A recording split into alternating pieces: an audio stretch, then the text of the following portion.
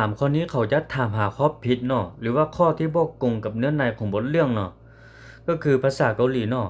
กึนโลเคยักซอยถือดอกขานึนในยงนี้อานินก็ซึ่นมูออชิมนิกะ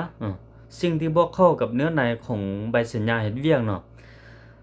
ทำอีกเลยเนาะเฮามาสังเกตคำตอบ4ข้อนี้ก่อนเนาะจะมีคำศัพท์ที่คือกันก็คือคำว่ากึนโลขึ้นทางหน้าเนาะ แสดงว่า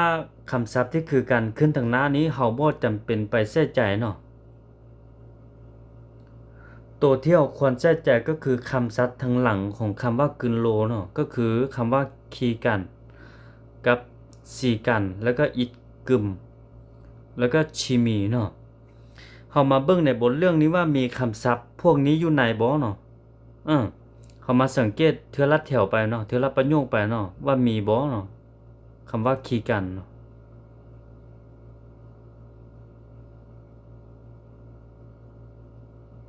อยู่นี่มีเนาะ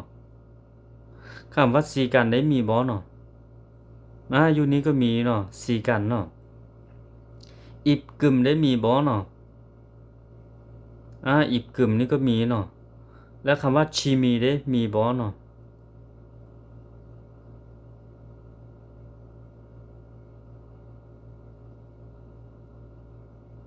ชีมีบ่มีแสดงว่าข้อนี้เป็นข้อที่เขาต้องการให้เราส่องหาเนาะ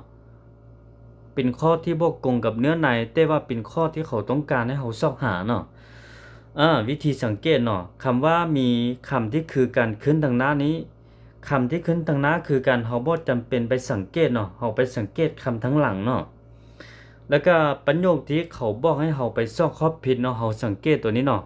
อานินกอดเนาะหรือว่าบางครั้งเขาอาจจะเขียนว่ามัจจิ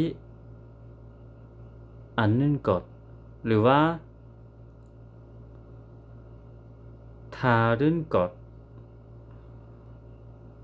หรือว่าทือดีนินกอดแบบนี้เนาะคันว่าเราเห็นพวกนี้แสดงว่า